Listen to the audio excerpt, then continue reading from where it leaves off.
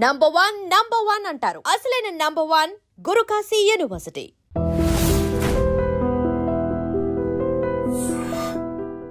Shop మీరు ఒక సామాన్యుడు షాప్ అద్దెకిస్తాడు, అద్దె మీద బతుకుతాడు.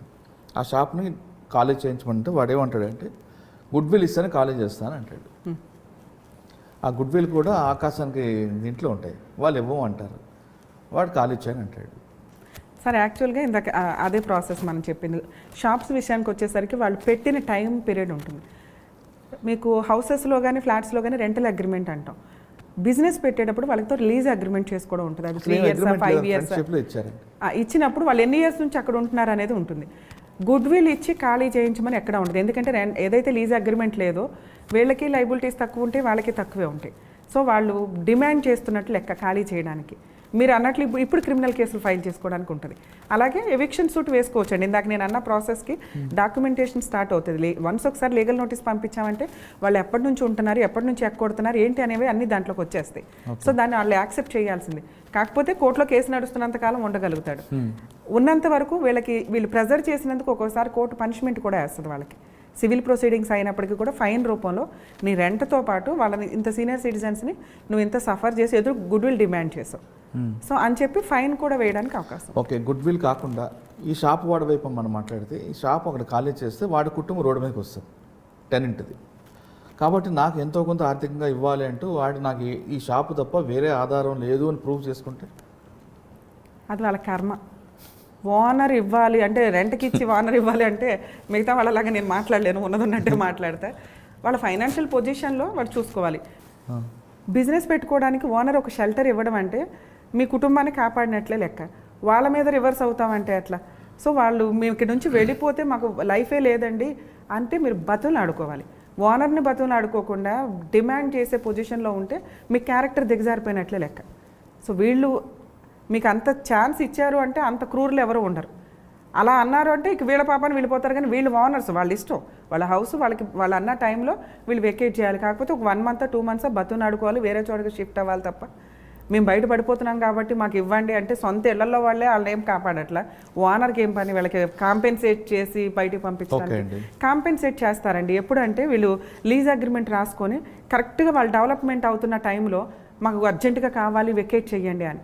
అటువంటప్పుడు టెనెంట్ కనుక కేసు ఫైల్ చేసుకుంటే లీజ్ అగ్రిమెంట్ కంప్లీట్ అయ్యేదాకా వెకేట్ చేయమని రైట్స్ ఓనర్కి ఉండవు. అట్లా సేఫ్ చేసుకోగలరు తప్ప ఒక హౌస్ ఆక్యుపై చేసేసుకొని మేము ఇప్పుడు బయటకు వెళ్తే బతకలేం మీరు ఇవ్వండి అంటే కుదరదు. ఓకే, ఇంకొక ఫ్యామిలీ ఒక షాప్ ఉందండి, ఆ అమ్మాయి పెళ్లి చేయాలి, లేదు వాళ్ళకి ఆరోగ్యంగా ప్రాబ్లం ఉంది. ఈ 2 కారణాల చేత ఆ ప్రాపర్టీ అమ్మాలనుకుంటున్నారు, కానీ వాడు ఖాళీ చేయట్లేదు. ఈ కారణాలు ఏదో ఒక కారణం పెట్టి పోలీస్ స్టేషన్ పెట్టచ్చా? అసలు పోలీస్ స్టేషన్కి వెళ్ళటానికే లేదు. అంటే నాకు ఒక ప్రాపర్టీ ఉంది, అమ్మాయి పెళ్లి చేయాలి, ఈ ప్రాపర్టీ అమ్మితేనే నేను పెళ్లి జరుగుతుంది, కాబట్టి ఖాళీ చేయమంటే కానీ ఖాళీ చేయట్లేదు, ఈ కారణం చేత నా కుటుంబం నాకు ఆర్థికంగా చిదిగిపోతుంది. ఇట్లా మాట్లాడుకునేవి చాలా రేర్ కేసులు. ఎందుకంటే మనిషి అన్నవాడికి కాస్త మానవత్వం అయితే ఉంటుంది. కుళ్ళు కుతంత్రాలు, జిడ్డు, గొడవ, కక్ష, కార్పణ్యాలు ఉన్నప్పుడు కొంచెం మనం అనుకున్న లిటిగేషన్ నడుస్తుంది. ఇవి ఇట్లా మాట్లాడుతున్న కేసెస్ అన్నీ ఓన్లీ 1% ఉంటాయి. రెంట్ కంట్రోల్ యాక్ట్ ప్రకారం మనం కేసులు చూసుకుంటే అవి కూడా 1.5 yearకి సెటిల్ అవుతాయి. ఎందుకంటే వాళ్ళకి కావాల్సిన టైం పీరియడ్ అది. ఈ టైం పీరియడ్లో ఎంత సడన్గా రేపే ఇల్లు ఇవాళ ఖాళీ ఎల్లుండే అమ్మకం అంటే అది జరిగే పని కాదు. ఓనర్ అట్లా అడిగినా కూడా కోర్టు ఏం కన్సిడర్ చేయదు. దేనికన్నా ఒక లిమిటేషన్ పీరియడ్ ఉంటుంది. వీళ్ళకి ఖచ్చితంగా 3 months నోటీస్ ఇస్తాం. ఆ 3 months సరిపోతుంది వాళ్ళు వెకేట్ చేయడానికి. ఈ లోపు వాళ్ళు అమ్ముకోవచ్చు తప్ప ఇవాళ మీరు ఇవాళ వెకేట్ చేయాల్సిందే, రేపు మేము అమ్ముకుంటాం అనడానికి కుదరదు రూల్ ప్రకారం. ఓకే, ఈ పక్కన పెడదాం. ఒకసారి మీ ప్రయాణం చెప్పండి. ఇంకేం ప్రయాణం సార్? అంటే మీరు తర్వాత టీవీలకి మన చైల్డ్ ల్యాబ్ యాక్ట్ మీద ఎక్కువ పని చేశారు, వరంగల్ విషయంలో వెళ్ళారు, ఫైట్ చేశారు. తర్వాత టీవీలో అసలు మీరు కనబడితే చాలు అన్నట్లుంది కదా, సంసారం ఒక చదరంగం. సరే, యాక్చువల్గా దాంట్లో మీకు ఎలాగొచ్చిందండి? ఈ హ్యూమన్ రైట్స్ కమిషన్లో ఒకప్పుడు ఈ లవ్ డిస్ప్యూట్స్తో పాటు చాలా కేసెస్ వస్తూ ఉండేవి.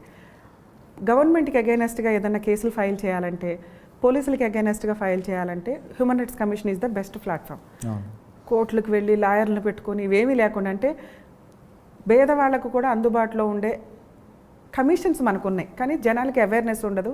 అక్కడికి వెళ్ళి ఫాస్ట్ రిలీఫ్ లేదు. ఇప్పుడు అక్కడ కూడా అట్లాగే పొజిషన్ లీగల్గా ప్రొసీడ్ అవుతున్నారు వాళ్ళు కూడా. యాక్చువల్గా హ్యూమన్ రైట్స్ కమిషన్ అంటే మార్నింగ్ వేస్తే ఈవినింగ్ రిజల్ట్ వచ్చి మనకి ఫ్యాక్స్ నోటీసులు ఆర్డర్స్ పంపించిన రోజులు ఉన్నాయి. అంత ఫాస్ట్ ఇప్పుడు నడవట్ల.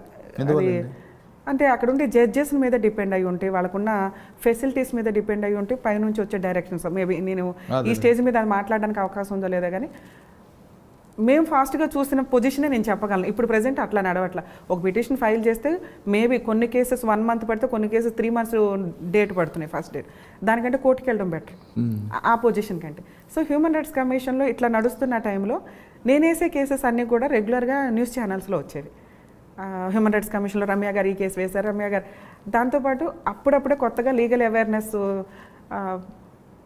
ప్రోగ్రామ్స్ నడుస్తున్నాయి. TV5లో కానీ, NTVలో కానీ, వనితా టీవీలో, వాటిలో రెగ్యులర్ వెళ్తూ ఉండేదాన్ని. అలా నడుస్తూ ఉండగా జయసుధ గారిది మా టీవీలో అందమైన జీవితం అని ఒక ప్రోగ్రామ్ చేశారు డైరెక్టర్ భారతి కృష్ణ గారు. వాళ్ళ అడ్వకేట్స్ని చూస్ చేస్తూ ఉంటే ఈచ్ ఎపిసోడ్కి ఒక అడ్వకేట్ని పెట్టుకున్నారు వాళ్ళు. ఒక ఎపిసోడ్కి నేను వెళ్ళాను. నేను మాట్లాడిన 5 minutes ఆ రోజు ట్రోల్ ఫుల్. ఎంత రికగ్నైజేషన్ వచ్చిందంటే ఆ జయసుధ గారితో చేసిన ప్రోగ్రామ్. ఒక కలరు, ఒక అపీరెన్సో, ఏమి బ్యాక్గ్రౌండ్ అసలు ఈ రోజుకి నేను సెటిల్ అయ్యానంటే ఓన్లీ నా ఇండివిజువల్ బ్యాక్గ్రౌండే లేదు. సెల్ఫ్ హానెస్టీ ప్రాక్టీసు, ఉన్నట్టు మాట్లాడడం, నిజాయితీగా వెళ్ళటం. ఫ్రీగా చేసే కేసులు ఫ్రీగాను చేస్తాను, ఫీజులు తీసుకునే చోట నేను పర్ఫెక్ట్గా చేస్తాను కాబట్టి నా ఫీజు ఇంతే. అది కొన్ని కేసులు అరే రమ్య గారు ఏంటి ఇంతే తీసుకున్నారు అనుకోవచ్చు, కొన్ని కేసులు రమ్య గారు ఎందుకంటే వర్త్ అంత ఉంటుంది. వేరే చోటుకి వెళ్తే అంతకంటే ఎక్కువ అవుతాయి. అది నా క్లయింట్స్కి తెలుసు. సో ఆ హానెస్టీ ఏదైతే ఉందో, నేను ఆ రోజు షోలో మాట్లాడింది డైరెక్టర్కి వాళ్ళ వైఫ్కి బాగా నచ్చి ఆ నెక్స్ట్ సుమలత గారితో ఒక 500 episodes సంసారం ఒక చదరంగం ప్రోగ్రామ్ పెట్టుకున్నారండి. ఆ ప్రోగ్రామ్కి పూర్తి కాంట్రాక్ట్ నేను, మొత్తం ఆ ఎపిసోడ్స్ అన్నీ నావి. ఎంత బాగా వెళ్ళిందంటే నిజంగా సుమలత గారిని నేను హోస్ట్ చేసిన వాళ్ళ గెస్ట్లు ఎవరైతే ఉంటారో వాళ్ళలో సుమలత గారు బెస్ట్ అని నేను అనుకుంటున్నాను.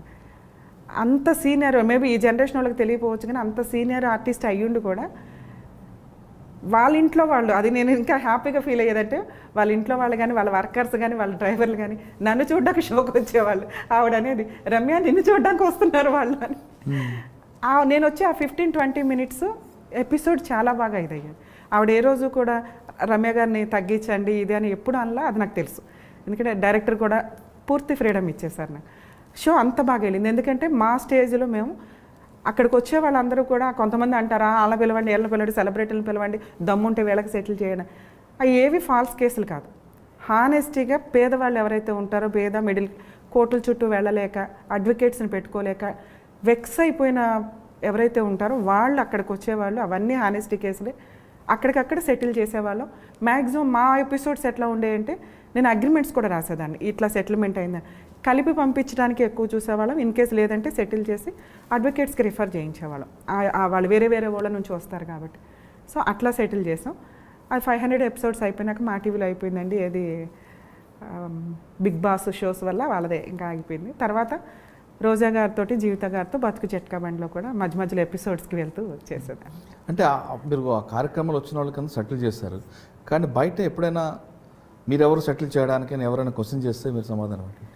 సార్, లోక్ అదాలత్ అనేది చేయగలిగే కెపాసిటీ ఉండి ఎవరైనా కానీ ఫ్రీగా పబ్లిక్కి ఏమి డిమాండ్ చేయకుండా పబ్లిక్కి సర్వీస్ చేసే రైట్స్ ఉంటాయి.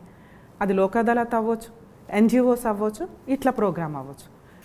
వాళ్ళకి ఇష్టం లేకుండా ఫోర్సిబుల్గా తీసుకొచ్చే రైట్స్ ఎవరికి లేవు, లోక్ అదాలత్కి లేదు. లోక్ అదాలత్ అంటే ఈక్వల్ టు జడ్జెస్ ఉంటారు అక్కడ, అడ్వకేట్స్ ఉంటారు. అట్లాగే NGOsకి ఫోర్సిబుల్గా తీసుకొస్తే NGOs మీద కంప్లైంట్ ఇవ్వచ్చు. అలాగే టీవీ ఛానల్స్ వాళ్ళు ఇష్టపడి మాకు న్యాయం చేయండి మేము ప్రోగ్రామ్, ఎందుకంటే అది చేసి డబ్బులు కలెక్ట్ చేశారు కదా, అదొక రేటింగ్ తెచ్చుకున్నారు కదా అంటే అటువంటి ఇన్సిడెంట్లు ఉన్న వాళ్ళు ఎక్కడెక్కడో ఉంటారు, వాళ్ళు రాలేరు అక్కడ దాకా. సో వాళ్ళకి అది ఒక ఎగ్జాంపుల్గా ఉంటుంది అనే దాని మీద వీళ్ళు టీవీలో ప్రోగ్రామ్ చేసి న్యాయం చేస్తున్నారు. సో అలా చేయకూడదు అని మేము ఎప్పుడు ఫేస్ చేయలేదు.